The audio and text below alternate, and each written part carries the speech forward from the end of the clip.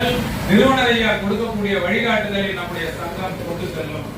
அடுத்து நம்ம சார் சொன்னாங்க, இனிவரும் காலத்துல எந்த மாவட்டத்தில் நம்முடைய முதுகலை ஆசிரியர்களுக்கு ஒரு இடர்பாடு பிரச்சனைனா அந்த மாவட்ட பொறுப்பாளர்களோடு குறைந்தபட்சம் படிப்படியாக அந்த பிரச்சனையை தீர்க்க 90% அறவழியிலே தான் போய் சாதிக்கிறோம்.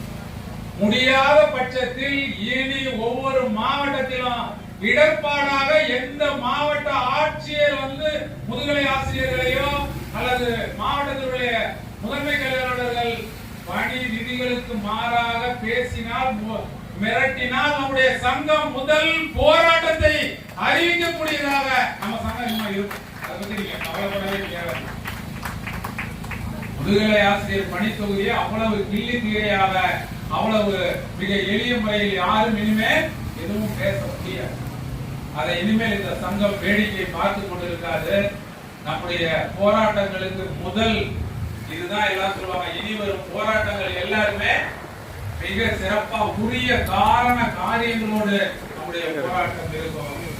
நினைச்சு பாருங்க, எவ்வளவு நம்முடைய ஊதிய முரண்பாடு. இவ்வளவு பேர் சார் சொன்னாங்க, ஒரு நாள் ஊதியம் போகுதுன்னா நம்ம பல சிந்திக்கிறோமே, ஒவ்வொரு மாதமும் 18,170 ரூபாய் போய்விட்டதே என்று நாம் அனைவரும் சிந்தித்தால் பல்லாயிரக்கணக்கான